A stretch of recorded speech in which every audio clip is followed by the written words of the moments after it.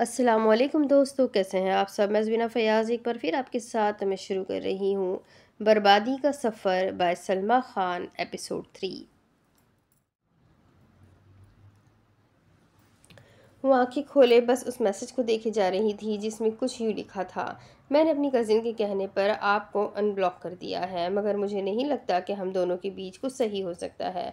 आपने मुझ पर शक किया है और आप मुझे बेवफा कह रही है, जो मैं नहीं हूँ। मुझे ये बात बुरी लगी है और मैं आपके साथ नहीं रहना चाहता। अगर आप बात करना चाहती है तो ठीक है, मगर मैं साथ नहीं चल सकता। उम्मीद है आप मेरी बातें समझेंगी। ईमान। और ईमान को लगा किसी ने उसका दिल मुट्ठी में जकड़ लिया है। वो क्या कह रहा था, वो कुछ समझ नहीं पा रही थी। आखिर उसे कौन सी बात बुरी लगी। वो तो उसे मजाक में बेवफा कह रही थी और उसको इतनी सी बात बुरी लग गई। उसने फ़ौरन कॉल मिलाई। 10 बार कॉल करने पर भी सामने से कॉल नहीं उठाई गई। वो बेतहाशा रोना शुरू हो गई। आंसू थे जो थमने का नाम ही नहीं ले रहे थे। उसका दिल बाहर बाहर आने को हो गया था। उसकी पहली मोहब्बत थी वो, और वो उससे अलग हो गई थी। वो कैसे बर्दाश्त कर सकती थी। काफ़ी वक्त बाद कॉल उठाई गई। सामने से हसाम की ठंडी सर्द आवाज़ आई थी।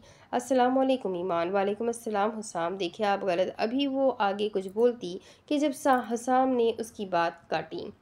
अगर आप चाहती है कि मैं आपको दोबारा ब्लॉक ना करूं तो आप पुरानी बातें मत कीजिएगा। मुझे पुरानी बातें नहीं करनी। बेहतर होगा आप आगे बढ़ जाए, क्योंकि मैं भी आगे बढ़ चुका हूँ। उसके लिए कितना आसान था ये सब कहना। उसके आंसू और रवानगी से बहने लगे।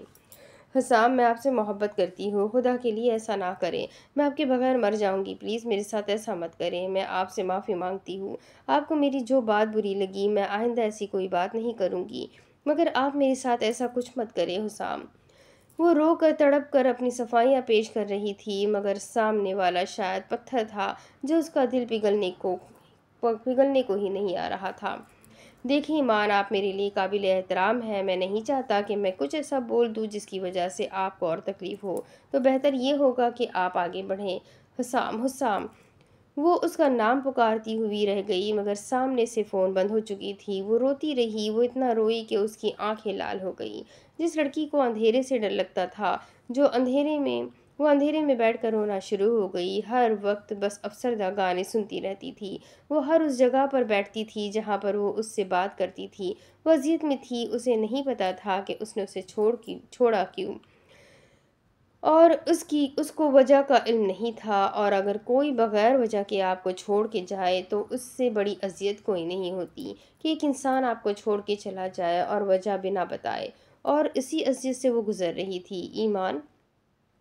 इनका मिलना रजब में हुआ था। रमज़ान से कुछ दिन पहले ही सब कुछ ख़त्म। जिसके साथ उसने जीने के ख्वाब देखे थे, वो उसको बदल कर चला गया था। उसके दिल से एहसास ख़त्म हो रहा था, क्योंकि जब भी उसे लाइव बैठा देखती, जहाँ पर वो बेतहाशा लड़कियों से बात कर रहा होता, उसके दिल में तकलीफ़ होती थी। आहिस्ता आहिस्ता वो उसको इग्नोर करने लगा।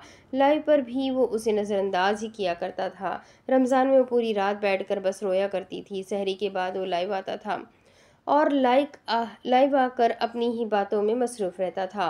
वो हसद भरी नज़रों से उसे देख रही होती थी। रमज़ान तो गुजर गया और ईद पर जब उसकी वीडियो देखी तो दिल ने तो बहुत चाहा कि उससे बात करें, मगर सामने वाला पत्थर था। वो भला क्या बात करती। आहिस्ता आहिस्ता वो उसको भूलना शुरू हो गई, मगर दिल में कहीं ना कहीं तो वो था। और फिर उसने बदला अपना रूप। वो नर्म दिल लड़की बेरहम बन गई। उसके दिल से खेला गया तो उसने भी किसी का दिल नहीं छोड़ा। वो खुद लाइव आने लगी और इसमें अपना चेहरा तो नहीं दिखाया करती थी, मगर आवाज़ से बोला करती थी। काफ़ी लोग उसकी लाइव पर आने लगे। लोग सलाम दुआ भी किया करते थे, बात भी किया करते थे, और वो भी उनसे बात किया करती थी। काफ़ी लोगों ने तो कहा भी था कि आपकी आवाज़ बहुत प्यारी है, तो आप कितनी प्यारी होंगी। और वो हंसकर उन्हें नज़रअंदाज किया करती थी। जब पहली मोहब्बत का पूछते तो आंखों के पर्दों पर किसी का चेहरा जगमगाता था, मगर वो नज़रअंदाज कर जाती। वो उसे याद नहीं करना चाहती थी जिसने उसे तकलीफ़ दी। 2019 उसकी ज़िंदगी में बर्बादी लाया था। उसके घर में उसके मोबाइल पकड़ी गई। भाई लोगों ने बहुत मारा भी था, मगर शायद उसे दुनिया की हवा लग गई थी, जो उसे फ़र्क नहीं पड़ता था। उसे मोबाइल की ऐसी लत लग गई थी कि वो मोबाइल छोड़ने को तैयार नहीं थी।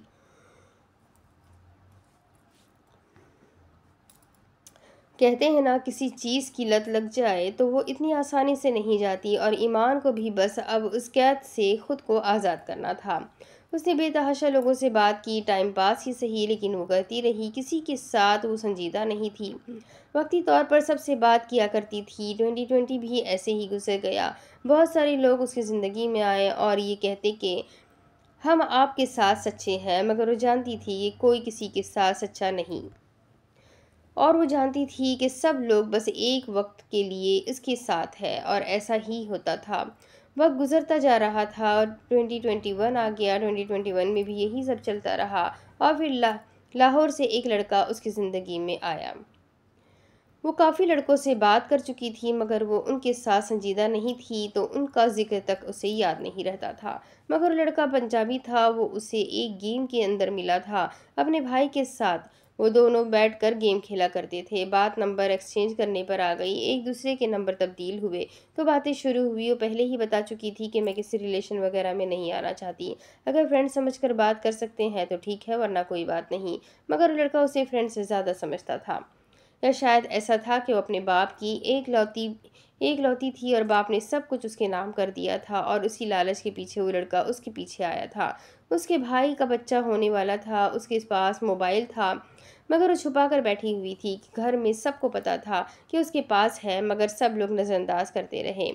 रात का तकरीबन 1 बज रहा था जब उसके भाई ने उसे उठाया। वो जल्दी जल्दी से अपनी आंखें खोलते हुए उठ बैठी। जल्दी से तैयार हो जाओ, हॉस्पिटल जाना है। अम्मी वहाँ पे अकेली है, और अम्मी खुद का ख्याल रखेंगी या फिर उसका। और उन्हें मोबाइल भी इस्तेमाल नहीं करनी आती थी। तुम हॉस्पिटल में रुक रही हो, और कोई भी मसला हो तो फ़ोन करके बता देना। भाई ये हुक्म देकर बाहर की जानिब चले गए थे, और वो जल्दी से पानी से अपना मुंह धोते हुए अपना मोबाइल छुपा कर रख चुकी थी। कहीं ऐसा ना हो उसके जाने के बाद उसके कमरे की तलाशी ली जाए और मोबाइल निकाल लिया जाए। और भाई ने अपना एक्स्ट्रा मोबाइल उसको दे दिया था, उसमें अपना नंबर वगैरह भी सेव कर दिया था। उसने मोबाइल थाम लिया, और कुछ पल बाद वो लोग हॉस्पिटल में मौजूद थे। हॉस्पिटल में पहुंचते ही भाई थोड़ी देर बाद वहां से चले गए थे। अब वो कमरा बहुत छोटा था, और रात गुजारने को नहीं गुजरने को आ ही नहीं रही थी। अभी वहां पर तकरीबन 1:40 हो रहे थे। उसने मोबाइल उठाया और चलाना शुरू हुई। जब उसे इल्म हुआ कि इसमें नेट चल रहा है, तो उसने जल्दी से एक ऐप डाउनलोड की जिसके ज़रिए वो फारिस से रब्ता कर सके। और खुशकिस्मती से वो उस टाइम ऑनलाइन बैठा था। जब उसने उसे सब कुछ बताया तो वो परेशान हो गया था, क्योंकि रात को ही फारिस ने उसे अपने दिल की बात बताई थी, और ईमान को भी वो सच्चा लगने लग गया था। तो ईमान ने भी कबूल कर लिया। और फारिस के लिए ये एक बहुत बड़ा झटका था कि वो चाह रही थी, देखे फारिस, ही मेरे भाई के मोबाइल है और मेरी मोबाइल घर पर है, जिस पर लोगों को शक भी हो गया है, क्योंकि मेरे भाई ने गाड़ी में मुझे कहा था कि हमें पता है तुम्हारे पास मोबाइल है। मुझे बहुत डर लग रहा है। मैं बस घर पे जाकर मोबाइल को या तो तोड़ दूंगी या तो बेच दूंगी। प्लीज़ ईमान, ऐसा कुछ मत करना। मैं कैसे रहूँगा तुम्हारे बगैर? ऐसा कुछ भी मत करना प्लीज़। उसे समझा रहा था, और ईमान दिल ही दिल में खुश हो रही थी। चले, मैं बाद में बात करती हूँ, भाई आ जाएंगे। वो जल्दी से यह बहाना बनाकर मोबाइल बंद कर चुकी थी। नींद तो उसको आनी नहीं थी, तो वो बस हॉस्पिटल में टहल रही थी। पूरी रात वो सोई नहीं थी। हॉस्पिटल में चलते चलते उसकी पूरी रात गुजर गई थी। सुबह हुई तो उसकी भाभी को डॉक्टर्स ऑपरेशन रूम की तरफ ले जाने लगे, और कुछ ही पल बाद एक बेटे एक बेटे की खुशखबरी एक नर्स बाहर लेकर आई थी। ईमान ने जल्दी अपने भाई को कॉल करके बुलाया। ईमान की माँ ने उस नन्हे से बच्चे को अपनी गोद में उठाया। अब बस भाई का इंतज़ार था, और थोड़ी देर बाद भाई भी वहाँ पर आ चुके थे। आहिस्ता आहिस्ता सारे लोग वहाँ पर आ चुके थे। उनको 2-3 दिन और रुकना था। एक नहीं, ईमान के पास वक्त नहीं था। लेकिन ईमान के पास वक्त नहीं था। उसे जल्दी से अपने फ़ोन का पता करना था, कहीं ऐसा ना हो कोई फ़ोन उठा ले और मसला बन जाए। उसने भाई को बहुत मनाया कि भाभी अब ठीक है और हमें घर चलना चाहिए। काफ़ी समझाने के बाद उसके भाई मान गए थे, और फिर उनका अगला सफ़र घर का था। अब इसके आगे मैं एपिसोड 4 भी ऐड कर रही हूँ। सूरज अपने शोले बरसा रहा था, और वो परेशानी में बस हलकान हुए जा रही थी। गाड़ी घर के रास्ते पर थी। इससे बस जल्दी घर पहुंचना था, और वो कुछ ही पल बाद घर पहुंची। सीधा आकर अपने कमरे में चली गई। चली जाती तो लोगों को शक हो जाता। वो कुछ देर अपनी फैमिली के साथ बैठी रही और फिर उस कमरे की जानिब बढ़ गई। वहाँ पर मोबाइल को देखे उसको सुकून मिला था। शुक्र है किसी ने मोबाइल नहीं देखा। वो खुद से ही बढ़ाते हुए अब मोबाइल खो बढ़ते हुए अब मोबाइल बड़बड़ाते हुए अब मोबाइल खोल चुकी थी। सामने फारिस की बेतहाशा मैसेजेस जगमगा रहे थे, जिनको देखकर उसके चेहरे पर एक पल के लिए मुस्कुराहट आई थी। उसने फ़ोन मिलाया तो सामने से जल्दी उठा लिया गया। हेलो हेलो ईमान, शुक्र है तुमने फ़ोन किया। मैं तो बहुत परेशान हो गया था। तुमने कल रात से मुझे कहा है कि अब हमारी बात नहीं होगी और मेरी नींदें उड़ गई है। वो परेशानी वाले अंदाज में कह रहा था और ये अंदाज ईमान को अच्छा लगा था। फारिस, मैं कह रही हूँ ना कि मैं सब ठीक कर दूंगी। आप भरोसा रखें मुझ पर। वो उसे तसल्ली वाले अंदाज में खुद पर भरोसा दिलवा रही थी। कुछ देर बातें हुई, फिर वो बाहर की जानिब बढ़ गई।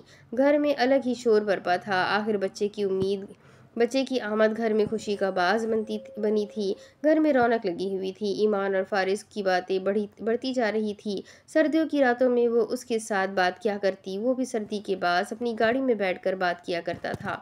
कमरे में उसका भाई भी होता था। ऐसा नहीं था कि किसी को पता नहीं था इस बारे में, लेकिन उसे बस अकेले ईमान से बात करनी होती थी। वो नहीं चाहता था कोई दरमियान में आए। उनकी बातें सही चल रही थी, मगर एक बात तो साफ थी कि फारिस एक लालची इंसान था।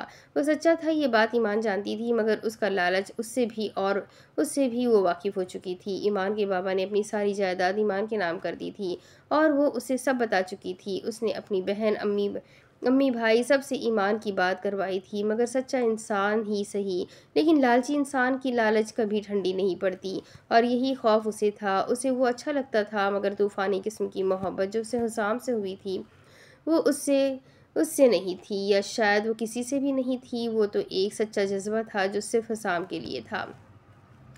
ईमान ने उसे छोड़ने का फैसला किया, मगर वो उसको छोड़ने को तैयार नहीं था। ईमान ने उसके सामने बहाना बनाया कि मेरी शादी हो रही है। उसका सामने से यही जवाब था कि हम निकाह कर लेते हैं, मैं रिश्ता लेकर आ जाता हूँ। मगर ईमान जानती थी कि वो पैसों के पीछे हैं। ईमान को अफसोस हो रहा था अपने बारे में। उसे सब बताते हुए अगर वो उसे ना बताती तो ऐसा ना होता, मगर अब क्या कर सकते थे जब चिड़िया चुग गई खेत।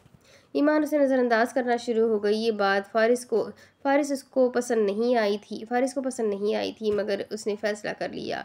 इस काम में उसने अपने दोस्त की मदद ली। ये बात तो सच थी कि वो छुप कर मोबाइल इस्तेमाल करती है, बस उसने कुछ बातें और उसमें डाल दी थी। ईमान, मैं तुमसे मोहब्बत करता हूँ, मैं शादी करना चाहता हूँ तुमसे। तुम मेरे साथ ऐसे कैसे कर सकती हो? वो अफसरदा मगर संजीदा लहजे में कह रहा था। देखिए फारिस, आपकी मेरी कास्ट में बहुत फ़र्क है और मेरे घर वाले नहीं मानेंगे। उन्होंने साफ कह दिया है कि वो बाहर शादी नहीं करवाएंगे। मैंने कोशिश की करके देखी थी, मगर मेरी दोस्त ने मना कर दिया, क्योंकि अगर मैंने ये बात की तो मोबाइल वाली बात भी सामने आ जाएगी। प्लीज़ फारिस, आप मेरी बात समझे। वो भी उसी अफसरदा लहजे में जवाब दे रही थी। तो वो उसे तो बस पीछा छुड़वाना था। ईमान, प्लीज़ मेरी बात सुन लो, मैं सब ठीक कर दूंगा, मैं सब संभाल लूँगा, बस बीच में मेरा हाथ मत छोड़ो। बाकायदा मिन्नतों पर उतर आया था। दिल तो ईमान का बहुत चाहा कि उसे ना छोड़े, मगर वो जानती थी कि वो लालची है। उसे फारिस को छोड़ना था। फारिस, मुझे फ़र्क नहीं पड़ता, मेरे घर वाले जो कहेंगे मैं वही करूँगी। वो अच्छे तरीके से जानती थी कि अगर वो इतने नर्म लहजे में उससे बात करेगी तो वो उससे कभी नहीं छोड़ेगा। उसे सख्त लहजे में बात करना था, ताकि उसके अल्फाज उसे तीर की तरह लगे और वो उसकी ज़िंदगी से चला जाए। वो उसको समझाता रहा और वो अब सच में तंग आ चुकी थी। याद रखना यार, क्या मसला है? मैंने कह दिया है ना, आपको समझ नहीं आ रहा? हद होती है, मुझे नहीं आपके साथ रहना। मैं अपने कज़न से शादी करना चाहती हूँ और ये बात अब फाइनल है। अब बराए मेहरबानी मुझे तंग मत करे। वो सख्त लहजे में कहकर फ़ोन बंद कर चुकी थी, मगर वो उसी तरीके से उसको मनाता रहा। बनाते बनाते वो अब वो भी थक चुका था मनाते मनाते वो भी थक चुका था। मैं जा रहा हूँ, मुझे भी फ़र्क नहीं पड़ता तुमसे अब। अच्छी बात है, पढ़ना ही नहीं चाहिए। वो उसी सख्त लहजे में कहकर फ़ोन बंद कर चुकी थी और उसकी ज़िंदगी से फारिस का चैप्टर हमेशा के लिए क्लोज़ हो चुका था। उसने सुकून का सांस लिया, मगर शायद सुकून उसके नसीब में ही नहीं था, और बहुत मुश्किलों के बाद उसने जान छुड़वाई और फिर ईमान का मामूल बन गया। सोशल मीडिया इस्तेमाल करना वो बर्बादी के आखिरी हद तक पहुँचने की सलाहियत रखती थी। उसको पढ़ाई की इजाज़त मिली। बाहर वो बाहर नहीं गई। वहाँ उसकी अच्छी दोस्त नहीं बनी, मगर वो दोस्तें सिर्फ नाम की ही थी। वो लड़कियां भी ऐसी ही थी जैसे वो खुद थी, इसलिए उन सब की अच्छी बन गई थी। उसकी दोस्त लाइबा और महरीन दोनों ही उसकी तरह ही थी। महरीन एक लड़के को 4 साल तक पसंद करती थी और उससे शादी का इरादा रखती थी, मगर उसके घर वाले नहीं मान रहे थे। और लाइबा का तो मामूल था कि एक दिन में एक, दूसरे दिन में दूसरा। इन सब की अच्छी बनती गई। वक्त गुजरता गया। वक्त गुजरते गुजरते घर में उसने मोबाइल की फरमाइश की। पहले तो बहुत तमाशा बना, मगर उसने ये कह दिया था कि उसकी पढ़ाई के लिए ज़रूरी है। फिर काफ़ी मुश्किलों के बाद और काफ़ी तकलीफ़ें सहने के बाद उसे मोबाइल की इजाज़त दे दी गई थी। और फिर उसने बाकायदा तौर पर अपना मोबाइल ले लिया था। उसका राब्ता सब लोगों से ख़त्म हो चुका था, मगर फिर भी एक दो थे जिनसे वो बात किया करती थी। उसका यही मामूल बनता रहा। और फिर एक दिन ऐसा हुआ कि वो अपने साथ मोबाइल कॉलेज साथ लेके जाती थी। और उसकी दोस्त महरीन काफ़ी परेशान थी। थोड़ी देर बाद एक आंटी उसे बुलाने आई और वो प्रिंसिपल के ऑफिस में चली गई। काफ़ी टाइम बाद फिर ईमान को बुलाया गया। बुलावा भी आ गया। पहले तो बहुत परेशान हो गई थी और फिर खुद को बहुत समझाते हुए वो प्रिंसिपल के ऑफिस के अंदर दाखिल हुई। सामने ही महरीन घुटनों के बल नीचे बैठी हुई थी और सामने उसकी प्रिंसिपल बैठी हुई थी। वो एक मदरसा था और मदरसे के आदाब ऐसे ही होते हैं कि ज़मीन पे बैठा जाता है। जब ईमान वहाँ पर बैठी तो प्रिंसिपल ने उसका फ़ोन भी उससे मांगा था। वो हर बार फ़ोन उनको जमा करवाती थी, क्योंकि वहाँ का यही रूल था कि जो भी लड़की मोबाइल लाएगी प्रिंसिपल को जमा करवाएगी। मगर उस दिन उसने नहीं जमा करवाया था। वो काफ़ी डर गई थी और डरते डरते उसने बताया कि उसका मोबाइल उसके बैग में पड़ा हुआ है। प्रिंसिपल ने आंटी को आवाज़ दी। आंटी उसका बैग नीचे ले आई और इसमें से मोबाइल उठाकर प्रिंसिपल के सामने किया। प्रिंसिपल मोबाइल को चेक कर रही थी और फिर लाइबा को भी बुलाने का ऑर्डर दे दिया। कुछ वक्त बाद लाइबा भी वहाँ पर मौजूद थी।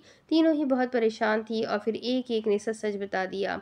मगर जो सच बताया गया वो सब कुछ ईमान पर डाल दिया गया। ईमान गलत थी, मगर इतनी गलत नहीं थी कि लाइबा और महरीन ने खुद को बचाने के लिए सारा इल्ज़ाम उस पर डाल दिया। महरीन की कुछ तस्वीर थी एक लड़के के साथ, और तस्वीर ऐसी थी कि जिसे हम बता भी नहीं सकते। मगर फिर भी उसने सब कुछ इल्ज़ाम ईमान पर डाल दिया। ईमान का इंस्टाग्राम लाइबा चला रही थी और वो वहाँ पर लड़कों से गंदी बातें किया करती थी और फिर वो बातें भी हद से बढ़कर होती थी। उसने ये सब कुछ ईमान पर डाल दिया। ईमान जितनी भी बुरी सही, मगर ऐसी लड़की नहीं थी। ऐसी बातें उसे पसंद नहीं थी, तो वो ऐसी बातें कैसे कर सकती थी। वो रोना शुरू हो गई और मिन्नत करना शुरू हो गई कि कैसे भी करके ये बात उसके घर वालों को ना बताई जाए। मगर ना चाहते हुए भी प्रिंसिपल ने तीनों की फ़ोन रख दी और उन अगले दिन तीनों के घर वालों को बुलाया। ईमान तो काफ़ी डर गई थी कि वो क्या करे। उसने दूसरे फ़ोन से अपना व्हाट्सएप लॉगिन करने की कोशिश की और व्हाट्सएप लॉगिन हो भी गया था। उसने सब चैट्स डिलीट करने की कोशिश की, मगर वो चैट्स डिलीट ही नहीं हो रही थी। अब उसको डर था कि वो अगले दिन किसको साथ ले जाए और वो अपने घर वालों को नहीं बता सकती थी। उसकी पड़ोसी ने उसे मशवरा दिया कि अपनी बराबर वाली पड़ोसी को समझा कर ले जाए। वो अपनी बराबर वाली पड़ोसी के पास पहुंची और सारे मामलात उसे समझाने लगी। उसने कहा कि आंटी प्लीज़ मुझे बचा लें, मैं गलत थी, मगर मैं अब ये गलती नहीं करूँगी। आप कल चल के मेरे लिए बात करें। आंटी भी कुछ सोचते हुए मान गई थी और कल जाने के लिए हामी भर ली थी। और अब वो थोड़ी सी पुरसुकून थी, मगर उसको डर था कि अब क्या होगा। सुबह वो फजर के वक्त ही उठ गई थी और उठकर नमाज पढ़ के अब उसका आंटी के घर जाने का इरादा था, क्योंकि बाजी ने 9 बजे बुलाया था। मगर उसको पूरी रात नींद ही नहीं आई थी। उसने अपनी एक बाजी को सब कुछ बता दिया था और उसकी बाजी ने कहा था कि तुम सब हकीकत बता देना, इंशाल्लाह सब बेहतर होगा। वो बस उसी बात पर उम्मीद करके सब कुछ बताने का इरादा रखती थी। वो आंटी को 8:30 बजे ही वहाँ से लेकर चली गई थी। वो वहाँ पहुँचे तो अभी तक बाजी नहीं आई थी और काफ़ी देर इंतज़ार करने के बाद वहाँ पर बाजी आ चुकी थी। लाइबा और महरीन भी वहाँ पर मौजूद थी, मगर दोनों अकेले आई थी। वो आंटी को लेकर प्रिंसिपल के ऑफिस गई और फिर उनसे पहले तो मना कर दिया कि वो प्रिंसिपल से बातें किसी और को नहीं बता सकते सिवाय उनके माँ बाप के। मगर आंटी ने उन्हें एतमाद में लेते हुए सब कुछ समझाया तो वो फिर मान गई। वो एक एक करके सब कुछ बताने लगी, मगर आधे से ज़्यादा झूठ था जो उस पर लगाया गया था। उसकी आंखें नम होने लगी। वो रोते हुए दुहाइयाँ दे रही थी कि बाजी मेरी ये गलती है, मगर ये मैंने नहीं किया। मगर उसका रोना फजूल था। उसके आंसू बेमोल हो रहे थे। उसकी पूरी हथेली उसके आंसुओं से भीग चुकी थी, मगर किसी को कहाँ फ़र्क पड़ता था, किसी को कहाँ फ़िक्र थी। वो अल्लाह से बस दुआ कर रही थी कि अल्लाह उसे बेकसूर साबित कर दे। उसे अपनी गलती का शिद्दत से एहसास हो रहा था। अगर वो अपने घर वालों को एतमाद में ले लेते तो आज वो बेसहारा किसी पड़ोसी पर भरोसा करके यहाँ पर ना आई होती। उसकी पड़ोसी ने उसके प्रिंसिपल से कहा कि उसका मोबाइल उन्हें दे दिया जाए ताकि वो उसकी अम्मी को वो दे दे। प्रिंसिपल ने पहले तो मना कर दिया, फिर उनका ये कहना था कि मुझे ईमान पर भरोसा नहीं हो सकता है। इस लड़की की आबाद देखकर आबाद कर रही है, वो बाहर जाकर इस लड़की को फ़ोन करके यहाँ से भाग जाए तो फिर मैं क्या करूँगी। और ईमान पर तो मानो सातों आसमान टूट कर गिरे हों। वो बगैर पलक झपकाए उस आंटी को देख रही थी। देखे बाजी, उसकी माँ भाग गई थी, उसका पूरा ख़ानदान ये चाहता है। उसकी तो ताई ये भी कहती है कि ये भी एक दिन भाग जाएगी, और अगर ये यहाँ से गई तो फिर मुझ पे इल्ज़ाम आ जाएगा। मैं नहीं फंसना चाहती, इसलिए बेहतर होगा आप मुझे मोबाइल दे दे ताकि मैं उसकी अम्मी को ये मोबाइल दे दूँ, फिर मेरे सर से ये बला हट जाएगी। और ईमान को अपनी गलती का शिद्दत से एहसास हो रहा था कि उसने कितनी बड़ी गलती कर ली थी उनको यहाँ लाकर। अगर वो अपने घर वालों को यहाँ ले आती तो इतना ज़िल्लत का सामना नहीं करना पड़ता जितना अभी वो कर रही थी। वो यही सोच रही थी कि उसकी बाजी उसके बारे में क्या सोच रही होगी कि उसकी माँ भाग गई थी, और उसके घर वालों को भी उस पर यकीन नहीं है कि ये भी अपनी माँ की तरह भाग जाएगी। उसका दिल चाह रहा था कि ज़मीन फटे और वो उसमें घुस जाए, मगर वो सब्र के घूंट पीते हुए अपनी आंखें बंद कर चुकी थी। थोड़ी देर मज़ीद बात करने के बाद वो आंटी फ़ोन लेकर चली गई और ईमान बस उन्हें जाता देखती रही। बाजी ने उन्हें काफ़ी समझाया और उनसे कहा कि अगर वो उस पैर को उस उसको पढ़ने ना आए अगर वो उसको पढ़ने ना आए तो फिर उनको यहाँ पर नहीं रखा जाएगा। वो तीनों इस्बात में सर हिलाते हुए वहाँ से चली गई। ईमान घर आई तो उसने रो रो कर हश्र बिगाड़ दिया था। पहली फुर्सत में वो आंटी के घर गई जिनके घर मिला चल रही थी। उसने आंटी से मोबाइल मांगी, बल्कि उसने ये कहा कि आप बस मोबाइल में जो सिम है वो निकाल कर फेंक दे। मगर आंटी के तो मानो कान पर जू भी नहीं रेंग रही थी। आंटी और उनकी बेटों ने बहुत बुरा भला कहकर उसे वहाँ से निकाला था। ये वही आंटी थी जो बेटी बेटी कहते हुए उसे नहीं थकती थी। ये वही आंटी की बेटियां थी जिन्हें कोई भी काम होता था तो वो ईमान से ही करवाती थी। आज ऐसी बेहिस बन गई थी, और उस दिन के बाद से ईमान के दिल से सब लोग उतर गए थे। आंटी ने उस ईमान की ताई को, ईमान के बाबा को और ईमान की ताई के बेटियों को सबको बुलाकर सब कुछ बताया। आधे से ज़्यादा वो झूठ बोल रही थी और ईमान का दिल चाह रहा था कि उनका गला दबा दे, क्योंकि वो सिर्फ झूठ बोले जा रही थी। मगर गलती भी तो उसकी थी ना, उन पर भरोसा करके इन सब अब उसे भुगतना पड़ता। उसकी बाप की आंखें शर्म से झुक गई थी, मगर उसने अपने बाप से माफ़ी मांगी थी कि वो आइंदा ऐसी कोई हरकत नहीं करेगी।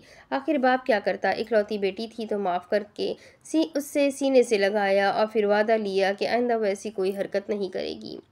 अगर इससे कोई पसंद है तो वो हमें सीधा बताए, ये उसके बाप का कहना था। ईमान ने वो वक्त फिर रोते रोते गुजारा था। उसने 2 महीने घर में रोते हुए गुजारे थे, मगर फिर पता चला था कि पेपर्स हो रहे हैं। उसके पेपर्स की तैयारी मुकम्मल थी। उसने अपनी बाजी से फिर से रब्ता किया और मेहनत करने लगी कि उसको पेपर्स दे दिया जाए, उसका साल ज़ाया हो जाएगा। मगर उसकी बाजी का यही कहना था कि आपको पेपर्स नहीं देने दिए जाएंगे। वो फिर भी काफ़ी मिन्नतें करती रही, मगर उसे कुछ हाथ ना आया। और फिर 1 साल का वक्त गुजर गया। वो अपने घर में महदूद होकर रह गई। वो तन्हाई का बहुत शिकार हो चुकी थी। लोगों को तो वो घर में नज़र ही नहीं आती थी, क्योंकि वो हर वक्त अपने कमरे में ही बंद रहती थी। अगर वो किसी की शादी में चली जाए तो वो लोग हैरान हो जाते थे कि क्या ये भी मौजूद है, क्योंकि वो सबसे कट कर रह गई थी। उस दिन के बाद वो कभी उस आंटी के घर पर मुड़कर नहीं गई थी। उसको जाता उसको जाना ही नहीं था ऐसे बेहिस लोगों के पास। उसका दिल सब चीज़ों से ख़राब हो चुका था। और फिर उसकी एक दोस्त ने उसे नावल पढ़ने का मशवरा दिया। उसने कहा उसे नावल पढ़ने ना नावल पढ़े ना उसे नावल पढ़ने का शौक़ है, मगर उसने दोस्ती का वास्ता देकर उसे नावल पढ़ने का मशवरा दिया। उसने उसे रूह यारम नामी नावल पढ़ने का मशवरा दिया। उसने साफ इनकार कर दिया, मगर बहुत इसरार करने के बाद वो पढ़ना शुरू हुई, और फिर वो पढ़ते हुए एक अलग दुनिया में निकल गई थी। उसे वो कहानी, वो नावल अच्छा लगा था, मगर उसे अभी भी नावल पढ़ने में कोई दिलचस्पी नहीं थी। वो दोस्त उसको सिर्फ इन तन्हाइयों से निकालना चाहती थी, इसलिए उसने कहा कि तुम पढ़ा करो, मगर उसने इनकार कर दिया। एक दिन वो टिकटॉक चला रही थी और उसकी नज़र एक वीडियो पर गई जो किसी नावल की थी। नीचे जब नाम देखा तो वो पीरे कामिल जगमगा रहा था। उसे इस कहानी में दिलचस्पी होने लगी। वो ना चाहते हुए भी कहानी को पढ़ने की ख्वाहिश अपने अंदर बनाकर पैदा कर चुकी थी। और फिर उसने पीरे कामिल पढ़ा और कोई ऐसी लाइन नहीं थी जिसमें वो रोई ना हो। वो हर लाइन में रो रही थी, वो हर लाइन में तड़प रही थी। उसका रोना, उसका तड़पना, उसका दुआ मांगना, सब घर वाले तो उसको इस हाल में देख कर परेशान थे। वो अल्लाह से सालार सिकंदर की दुआ नहीं करती थी, वो अल्लाह से उसकी तरह तौबा की दुआ नहीं करती थी। और फिर उसने नावल की दुनिया में कदम रखा। वो दिन में कितने नावल्स पढ़ती थी उसे खुद भी अंदाज़ा नहीं था। वो इस दुनिया से कटती गई और नावल की दुनिया में जाती गई। उसे बचपन से ही लिखने का बहुत शौक था। उसे कहानियाँ बनाने बहुत अच्छे तरीके से आती थी। उसकी एक दोस्त ने कहा कि तुम कहानियाँ लिख कर देखो, और उसने वो कहानियाँ लिखना शुरू की। उसने जब अपनी पहली कहानी लिखी और वो जब मुकम्मल हुई तो उस कहानी पे उसे बहुत सराहा गया। वो तो खुद भी हैरान थी कि उसके साथ इतना अच्छा कैसे हो रहा था, मगर शायद सब्र ने उसको बर्बादी के सफ़र से अच्छाई के सफ़र पर गामज़न कर दिया था। वो खुश होते हुए वो लिखने लगी और लिखते लिखते ही उसके पास बहुत सारे मैसेजेस आते थे जिसमें नावल के मुतालिक उससे पूछा जाता था। वो सबको रिप्लाई करती रही और एक दिन किसी एक इंसान का मैसेज आया जिससे उसने 2 महीने तक इग्नोर किया था। वो उसके मैसेज को देखकर भी नज़रअंदाज कर देती थी। एक दिन वो मुकम्मल तरीके से फारिग थी तो उसने उसे रिप्लाई करने का सोचा। वो सोच चुकी थी कि वो खुद को इस तरह से हटा देगी इस तरह से हटा देगी, और वो इस राह से खुद को हटा भी चुकी थी। उसने जब उसे रिप्लाई किया तो उसका थोड़े वक्त बाद रिप्लाई आया, क्या करती हैं आप? ईमान ने उसको फ़ौरन जवाब नहीं दिया था, बल्कि ईमान का मामूल था कि वो एक दिन बाद रिप्लाई करती थी, और रिप्लाई भी सिर्फ जी में। वो लड़का अच्छा खासा तप चुका था। एक तो इतना वेट करवाती थी और ऊपर से जवाब सिर्फ जी में आता था, मगर वो फिर भी चुप रहा। ईमान के घर में उसके भाई की शादी हो रही थी। एक दिन उस लड़के ने फ़ोन के लिए कह दिया तो ईमान पहले तो बहुत घबराई और फिर दिल पर हाथ रखकर हाँ कह दिया। उसकी आवाज़ सुनकर ईमान का पहला ख्याल ये था कि कितना बुरा बोलता है। शायद वो बाहर कहीं बाजार आया हुआ था, मगर उसकी आवाज़ ठीक तरीके से नहीं आ रही थी, जिससे उसकी आवाज़ ख़राब सुनाई दे रही थी। पीछे ईमान की कज़िन चिल्ला रहे थे। उस लड़के ने पूछा कि पीछे क्या बातें हो रही है। ईमान ने कहा कि हमारे घर पे शादी है, और वो लड़का एक पल के लिए ठहर गया। किसकी शादी है? उसने धड़कते दिल के साथ पूछा। मेरी शादी है। और ईमान का ये कहना और उस लड़के का अगले ही पल कॉल काटना उसे हैरत में मुब्तला कर गया। और फिर ईमान ने कुछ वक्त बाद उसे कहा कि मैं मजाक कर रही थी, मेरे भाई की शादी है। ईमान और उस लड़के की ज़बान एक ही थी, यहाँ तक कि इन दोनों की ज़ात भी एक ही थी। दोनों में बातें होती रही। ईमान को वो अच्छा लगने लगा था, मगर उसे डर था कि पहले भी उसके साथ बहुत बुरा हो चुका है। और फिर बिला आखिर 2024 दस्तक देने वाला था। वो दोनों काफ़ी हद तक एक दूसरे को समझ चुके थे। वो दोनों एक दूसरे को वीडियो कॉल पे भी देख चुके थे। उन दोनों की बातें बहुत ज़्यादा एक जैसी थी। वो सात नामी लड़का उसे सबसे पहले न्यू ईयर विश कर रहा था। ईमान ने खुशदिली से उसका विश करना कबूल कर लिया, और फिर उसने ईमान को कहा कि मैं कुछ वक्त बाद आपसे कुछ मांगूंगा तो आप मुझे ज़रूर दीजिएगा। साथ कई बार ईमान को बातों बातों में ये चीज़ बावर करवा चुका था कि वो किसी को पसंद करता है, मगर वो नहीं जानती थी कि वो किसको पसंद करता है। मगर जिस तरीके से वो हवालिया बत हुलिया बताता था, ईमान को शक होता था कि कहीं वो लड़की मैं ही तो नहीं। मगर वो अब उन खुशफहमियों से निकल चुकी थी। और फिर 7 जनवरी को 7 का मैसेज आया। मैं पसंद करता हूँ किसी को, लेकिन मुझे डर है कि वो मुझे पता नहीं क्या जवाब दे, क्योंकि मैं अभी स्टूडेंट हूँ, मैं हॉस्टल में रहता हूँ, मेरी उम्र अभी 21 साल है, और मेरे 2 भाई और एक बहन जो मुझसे बड़े हैं, इनकी पहले शादी होगी। उस लड़की को मेरे लिए इंतज़ार करना होगा, लेकिन मुझे डर है कि वो लड़की शायद मेरा इंतज़ार ना कर सके, या शायद वो इंतज़ार कर भी ले, मगर मुझे डर है कि वो लड़की मुझसे दूर ना हो जाए। ईमान ने उसे काफ़ी समझाया। पहले तो ईमान का दिल भी बुझ गया था ये सुन के कि वो लड़की वो नहीं है, मगर उसने दिल पर पत्थर रख के उसे काफ़ी समझाया था कि अगर निभाने वाली लड़की होती है तो वो निभा लेती है, और जिसे नहीं निभाना होता वो नहीं निभाती। ये बात साथ तो समझ गया था, और उसने अभी कुछ कहने के लिए टाइपिंग शुरू ही की थी जब उसने ईमान का स्टेटस देखा, जिस पे एक गाना चल रहा था और नीचे कैप्शन में लिखा था, चलो जी आज साफ साफ कहती हूँ, इतनी सी बात है, मुझे तुमसे प्यार है।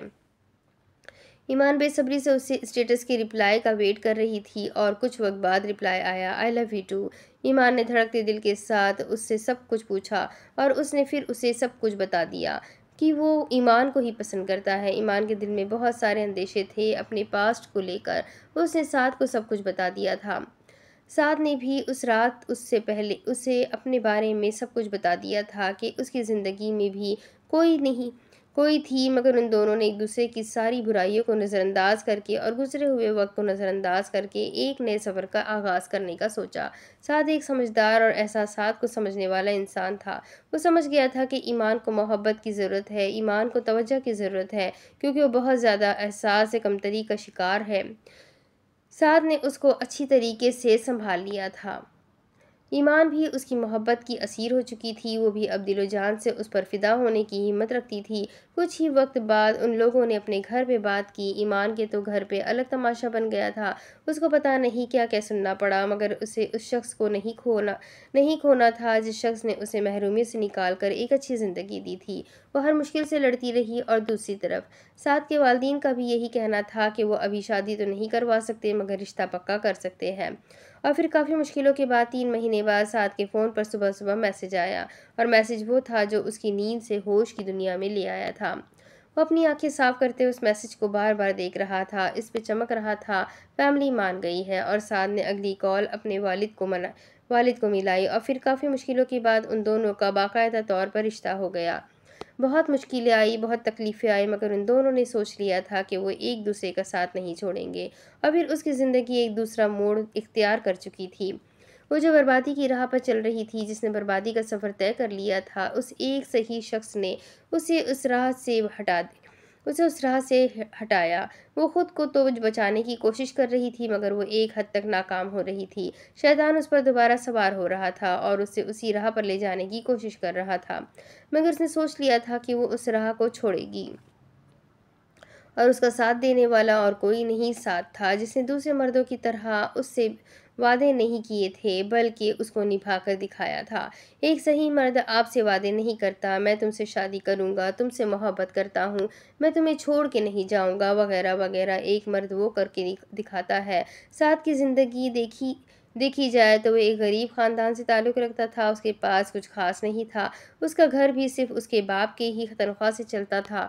वो खुद हॉस्टल में पढ़ रहा था और उसकी पॉकेट मनी भी बहुत कम थी। मगर उसने ये कहने के बजाय कि मैं तुमसे शादी करूंगा जब कामयाब हो जाऊंगा, या जब मेरी पढ़ाई मुकम्मल हो जाएगी तब करूंगा, इन 3 साल 4 साल इंतज़ार करूंगा, ये सब बहाने या अपनी मजबूरियां ना बताई, बल्कि ये कहा कि हम इस रिश्ते को हलाल की नीयत से निभाते हैं। अभी शादी नहीं हो सकती तो क्या हो गया, घर वालों के सामने हम रिश्ता पक्का कर लेते हैं, ताकि फिर तुम मेरे नाम हो जाओ। ईमान भी काफ़ी ठोकरें खाने के बाद अब एक सादा सी लड़की बन गई थी। उसे महंगी चीज़ें अपनी तरफ मुतवज्जा नहीं करती थी। वो छोटी चीज़ों में ही बहुत खुश होती थी। और एक सही इंसान आपकी ज़िंदगी बना देता है, ये साबित हुआ ईमान और साद की कहानी से। और एक गलत इंसान आपकी सारी ज़िंदगी ख़राब कर देता है, ये भी साबित हुआ ईमान और उसके माज़ी से। इस माशरे में बहुत सारी ईमान जैसी लड़कियां होती है जो गलत राह पर चल गुज़रती है। बहुत सारी सुधर जाती है तो बहुत सारी भटक जाती है। हमें चाहिए कि हम अपनी बहन बेटियों पर तवज्जो दें। जब हम उन्हें एहसास कमतरी का शिकार करते हैं तो उनको बात बात पर ताने देना, पड़ोसी उनके बच्चों के या फिर रिश्तेदारों के बच्चों के कि वो तुमसे कितनी बेहतर है, तुम ऐसी क्यों पैदा हो गई, वगैरह वगैरह। हम उनका कॉन्फिडेंस खुद ख़त्म करते हैं और फिर वो जब गलत राह पर चल गुजरती है तो फिर हम अपने नसीब को ही कोस रहे होते हैं। ये जब बच्चा पैदा होता है तो हम पर ही मुयस्सर होता है कि हम अपने बच्चे को कैसा बनाते हैं। अगर हम बचपन ही में उसे नज़रअंदाज करना शुरू कर देते हैं तो फिर जवानी में आकर उन्हें भी हमारी ज़रूरत नहीं रहती और फिर हम नसीब को रोते रहते हैं। हमें चाहिए कि अगर हमारी बच्चियां भी ईमान ना बने तो हमें एक माँ बन के नहीं, एक दोस्त बन के उसकी सारी परेशानियां सुननी चाहिए, क्योंकि एक लड़की अपनी दोस्त के साथ ही बगैर डरे सब कुछ शेयर कर देती है। हमें अपने बच्चों को एतमाद में लेना चाहिए, उन्हें इतना बहादुर बनाना चाहिए कि उन पर कोई भी मजालिम या कोई भी बात हो वो हमसे बिना डरे सब कुछ शेयर कर सकते हैं। इस माशरे में कई लड़कियों के साथ बचपन में गैर इखलाकी सलूक होता है, मगर वो डर के मारे नहीं बता पाती। ये भी हमारी अपनी कोताही होती है। अगर अपनी बच्चियों को हमें बचाना है तो हमें अपनी बच्चियों को एतमाद में लेना है कि फिर कोई और ईमान ना भटक जाए, क्योंकि हर ईमान के लिए साथ नहीं होता। हम अपनी बच्चियों को खुद बचा सकते हैं और उनको खुद बर्बाद कर सकते हैं। अब हम पर है कि हम उसे बर्बाद करती है या फिर आबाद। तो ये नावल यहीं फ़िनिश होता है। आई होप आप सबको ये ज़रूर पसंद आया होगा। बहुत ज़्यादा गहरी बातें इसमें बताई गई है। हकीकत में हमें अपने बच्चियों के साथ देना चाहिए, उनके साथ दोस्त की तरह रहना चाहिए ताकि वो भी ना डरे, अपने दिल की हर बात आपके साथ शेयर कर सके। बहुत अच्छा मैसेज है, लोगों तक ज़रूर पहुँचाइएगा इस नावल को, और साथ ही साथ कमेंट करके ज़रूर बताइएगा कि आपको ये छोटी-सी शॉर्ट स्टोरी कैसी लगी और इसमें सबसे अच्छी बात आपको क्या लगी।